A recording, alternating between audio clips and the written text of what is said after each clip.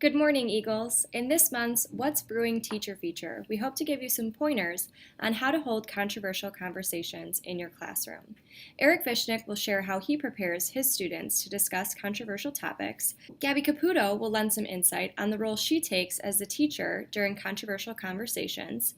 And Steph Gates will share how she navigates concerns or issues that might arise during the discussion.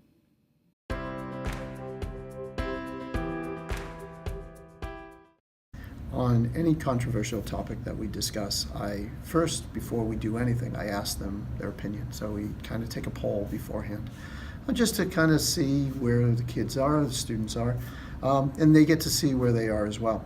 And then throughout probably about a week process, they get numerous articles, they get videos that they watch, from varying sources, and the idea is to give them as much background information from as many sources as possible so that when we go into a deliberation and discuss a topic, they can be the most educated they can potentially be and know the background material, and then kind of build and formulate their ideas based upon that. And thus what you saw was the referencing back to, well, this article or this line number from this article, or referencing a segment from a documentary or a video. And again, the idea is for them to formulate their ideas based upon actual material that they're reading and background on the specific topic. I think what it does is it gives them an opportunity to really not only express their ideas, but synthesize material, formulate these ideas, and then able to defend it.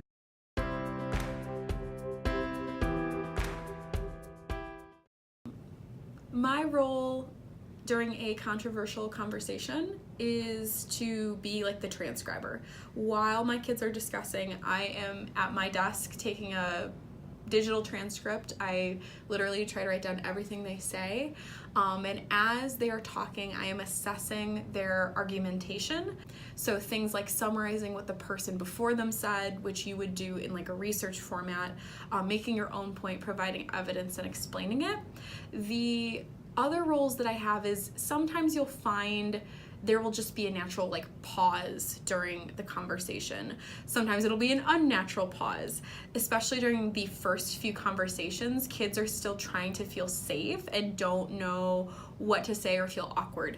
So I, as the teacher, will then like intervene and like ask everyone to write a response for the last thing that was said. And that's where the transcript can really come into play, because if a student, if there's like a pause or someone wants to respond to a certain other student and they need like a reminder of like, oh, you used this piece of evidence, but I can't remember what it was, I as the teacher can like scroll back and be briefly like, oh, this is what happened.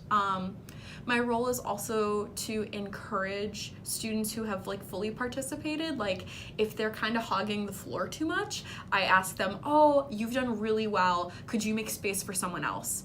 But more often than not, I just get to sit back and listen to them, argue in character and as themselves and demonstrate how much they know.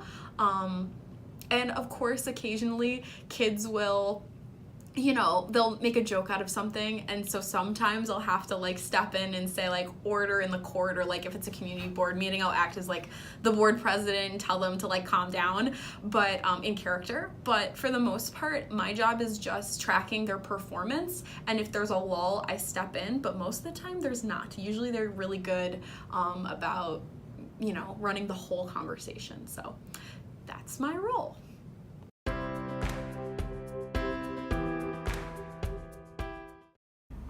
So that's hard, because you think that when it's all set up and you've prepared for the worst and then it happens. I think it's important to acknowledge that students have really strong feelings about things, and that it needs to be a safe place to discuss things respectfully.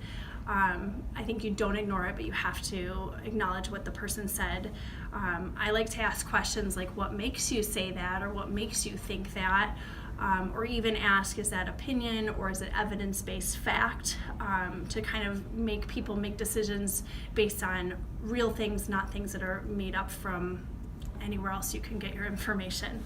I also like to turn it around and use the students' exact words and ask them to replace, a group or a culture, if that's what you're talking about, with a different group or culture that maybe they are accepting of, to be able to hear how insulting their phrase might be if they use a different group that they would be supportive of. Be sure to check out our instructional infusion in Newberry News for more info on why controversial conversations should be had. If you're looking for additional guidance or ideas on how to address controversial conversations in your classroom, feel free to drop by the tea room, reach out to Eric Vishnick, Gabby Caputo, or Steph Gates. Thanks for watching, Eagles. We'll see you in the tea room.